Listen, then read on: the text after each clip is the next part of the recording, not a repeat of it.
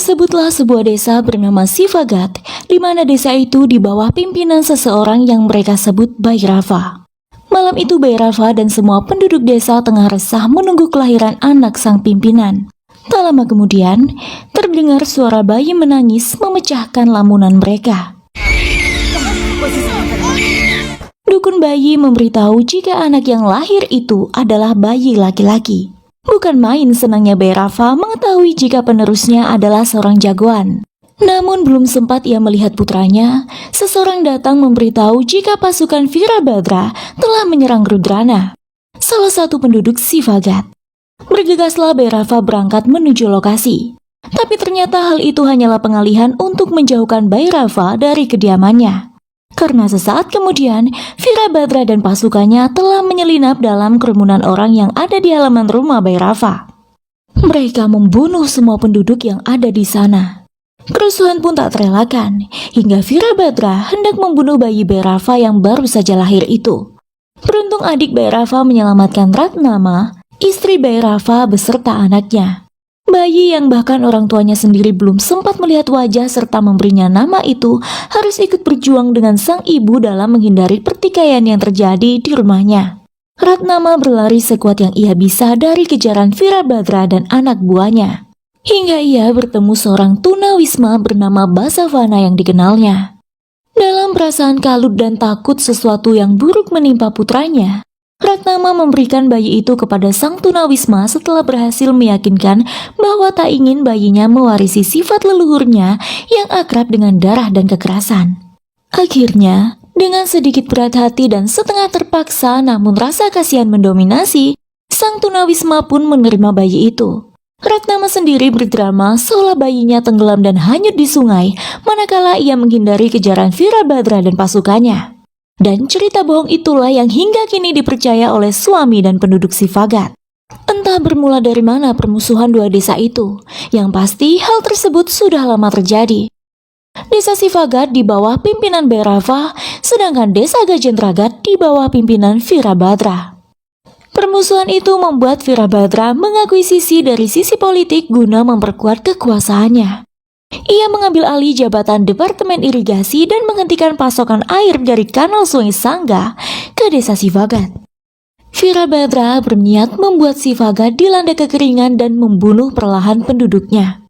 Tak hanya itu, Virabhadra juga berhasil membuat seluruh politisi tunduk dan takut padanya, serta membuat tehsildar atau pejabat pertanahan mengikuti semua aturannya. Sementara itu, Basavana merawat bayi Ratnama dan Bhairava layaknya anak sendiri. Ia pun memberi nama bayi itu Surya. Sementara Ratnama, tak sehari pun ia tanpa kesedihan mengingat buah hati yang bahkan belum sempat disusuinya terpisah darinya. Namun sesekali Basavana mengunjungi rumah Ratnama di Sivagat untuk mengabarkan tentang perkembangan bayinya yang kini telah beranjak remaja. Setelah melewati masa remaja yang tak bisa dibayangkan kerasnya, di mana Surya harus berjibaku dengan arang kayu sisa-sisa pembakaran serta bertahan hidup dengan cara holigan yang berdampak pada keberlangsungan hidup Surya di masa depan. Karena ketika beranjak dewasa, Surya dengan cekatan menguasai sebuah wilayah di mana tempat itu seluruh kremator berlomba untuk bertahan hidup.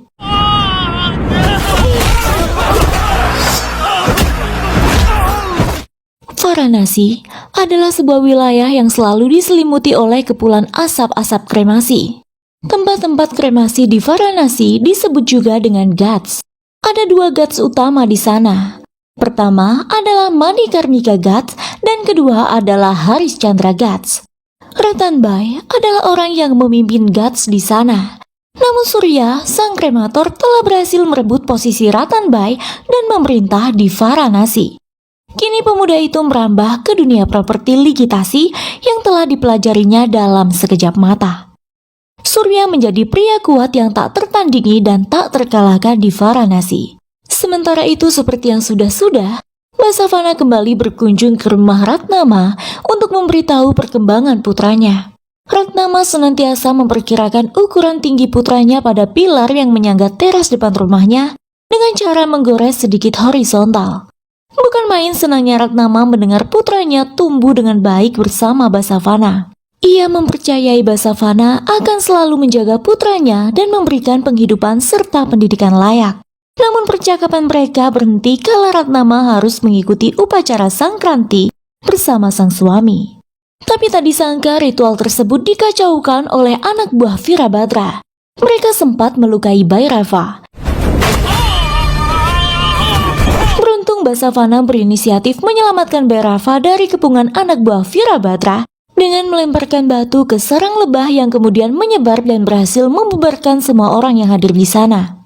Usai peristiwa tersebut, berbondong-bondong penduduk memadati halaman rumah Bhairava hanya sekedar ingin tahu kondisi sang pemimpin. Terdengar celutukan beberapa warga yang mendebatkan perlawanan terhadap Virabhadra. Namun seorang menjawab, sekalipun pimpinan mereka memiliki banyak yang di belakangnya untuk membela, namun hal itu tidak lebih baik dari dukungan putra sendiri. Mereka masih berandai jika Bhairava memiliki penerus yang dapat menggantikan posisi sang ayah untuk melindungi penduduk Sivagat.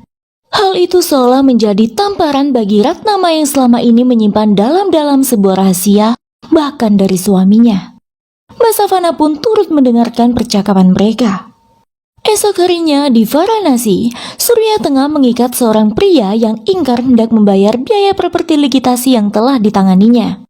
Pria itu mengatakan jika ia tak lagi memiliki aset untuk dijualnya. Namun Surya telah mendapat sebuah surat tanah atas nama pria tersebut, di mana lahan itu ternyata telah dimiliki oleh seseorang di Gajendragat. Pria itu memperingatkan Surya supaya tak memaksakan diri untuk mendatangi tempat yang bahkan kanal di sana bukan mengalir air, melainkan darah. Mendatangi tempat itu sama halnya dengan mendatangi kerajaan Jagal. Tapi tak ada hal yang mampu membuat Surya takut. Bersama temannya Chela, dan setelah mendapat surat perintah untuk mendapatkan kembali tanah yang telah dirampas oleh orang Gajendragat yang tak lain adalah Virabhadra, berangkatlah Surya ke sana. Setiba di Gajendragat, Surya langsung mendatangi pengacara-pengacara guna ingin meminta jasa mereka untuk membantu menyelesaikan sengketa tanah yang telah dirampas oleh Virabhadra. Namun tak satupun pengacara di sana yang mau mengambil kasus tersebut. Bahkan anak buah Virabhadra mengetahui aksi Surya yang hendak mengambil alih hak tanah yang terdaftar sebagai survei nomor 26/53 itu.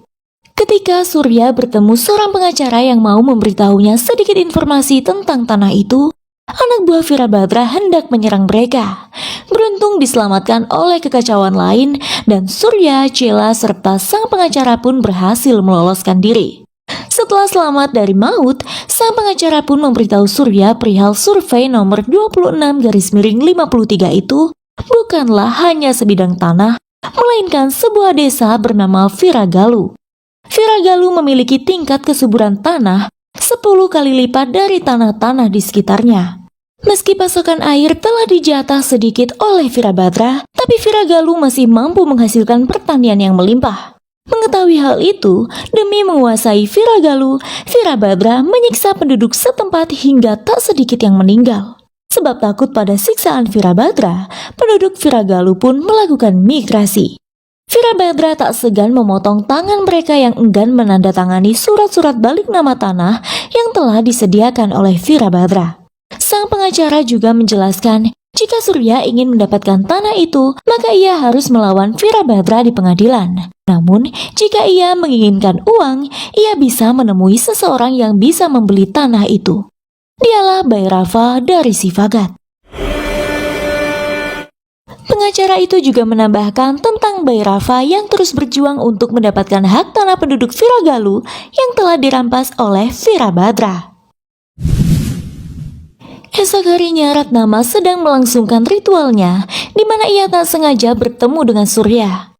Dari percakapan Surya dan adik iparnya, ia mendengar jika pemuda itu ingin bertemu dengan suaminya. Mereka pun membawa Surya serta Chela ke rumahnya.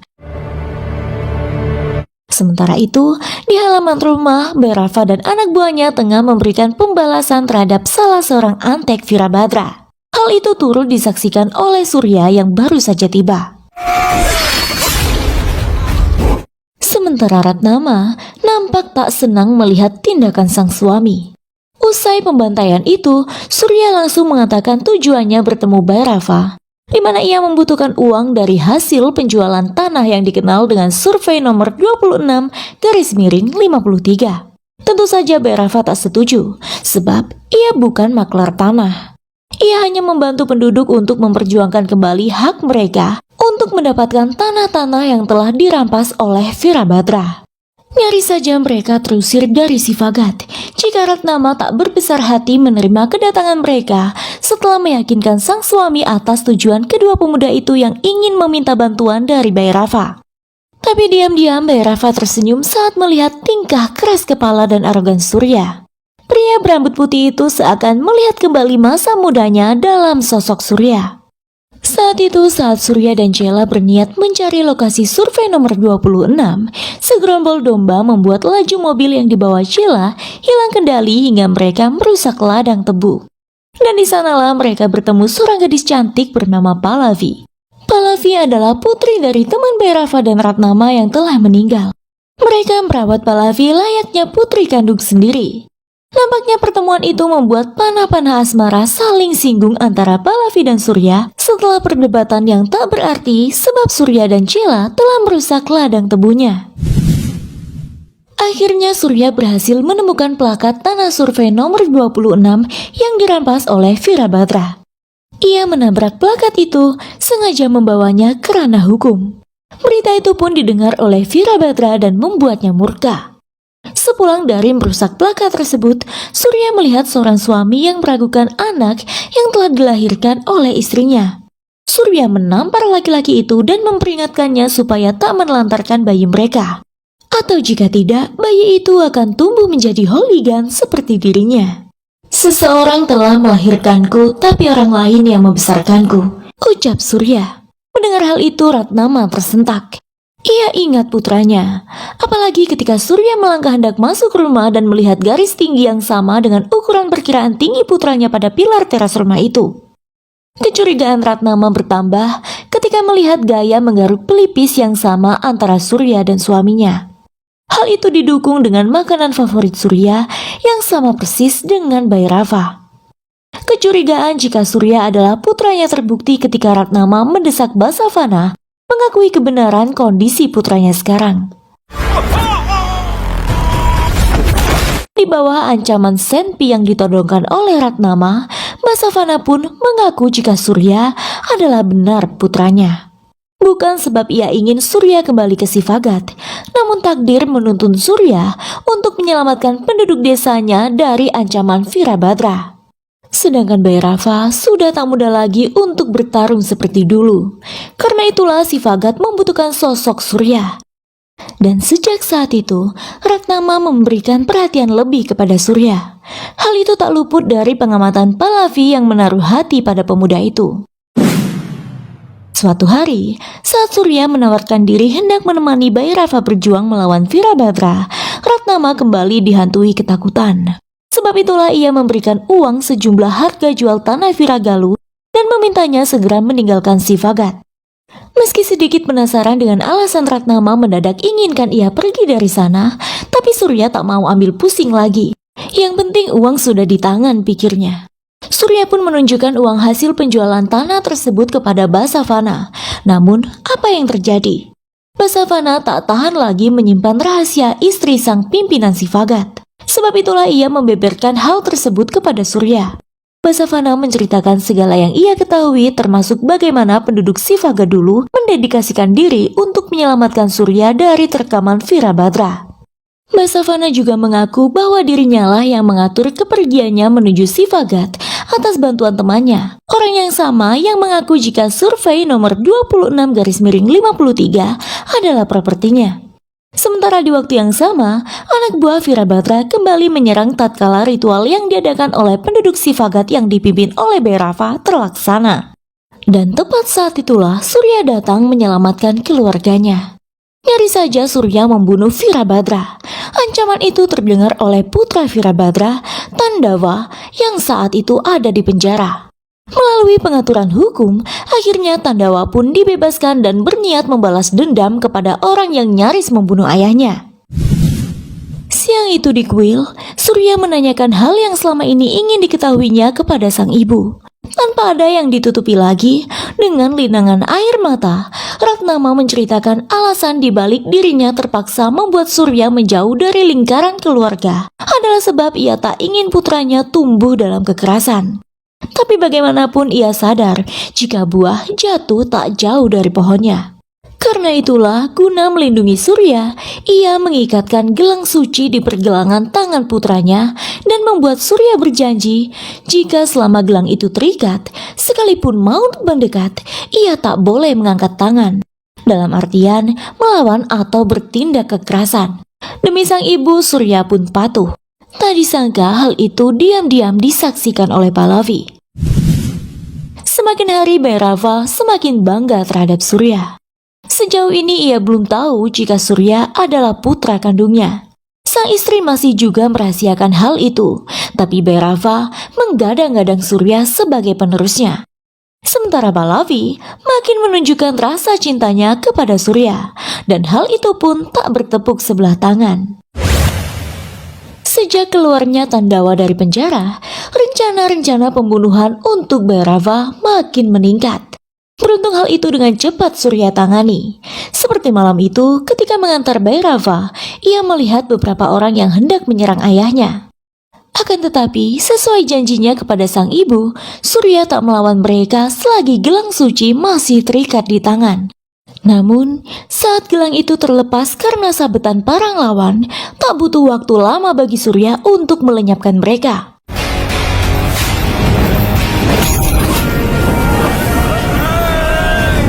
Tak lupa usai perkelahian, ia memasang kembali gelang itu. Malam itu di depan kantor irigasi, Tandawa hendak mencelakai Bhairava, namun rencananya berhasil lagi-lagi digagalkan oleh Surya. Basavana mendatangi markas Virabhadra dan putranya. Di sana ia menceritakan kebenaran pada keduanya tentang siapa Surya sebenarnya, dan memperingatkan mereka supaya tak memaksakan diri melawan Surya. Namun Tandawa yang tamak memainkan akal bulusnya. Dengan otak piciknya, ia mengaku salah dan ingin berdamai dengan penduduk desa Sivagat. Ia berdalih ingin mempersunting Pallavi sebagai bentuk perdamaian mereka. Penduduk yang tertipu oleh kepicikan Tandawa pun mendukung niat putra Virabhadra tersebut dengan harapan akan membawa perubahan yang baik untuk kedua desa. Surya yang datang terlambat patah hati melihat keputusan itu. Usai acara pertunangan dan setelah mengetahui jika terdapat hubungan dekat antara Pallavi dengan Surya, Bhairava dan Ratnama mengirim Surya pulang dengan maksud tak ingin lebih menyakiti hati pemuda itu. Terpisah dari cinta dan orang tua membuat Surya putus asa. Hingga saat ia tahu jika keluarganya dalam bahaya, akhirnya Surya mendatangi lokasi tempat keluarganya disekap. Di waktu yang sama, Tandawa membongkar rahasia yang selama ini disimpan rapat oleh istri Bhairava yang mengatakan jika putra mereka telah tiada karena hanyut terbawa arus sungai malam itu adalah kebohongan Ratnama. Bhairava terkejut manakala ia tahu jika pemuda yang dimaksud adalah Surya. Saat Surya tiba dan situasi semakin genting, Ratnama melepas ikatan gelang suci di tangan putranya dan untuk pertama kali ia meminta Surya melawan. Detik itu juga Surya bertarung menyelamatkan sang ayah dengan menutup bab Virabhadra serta Tandawa.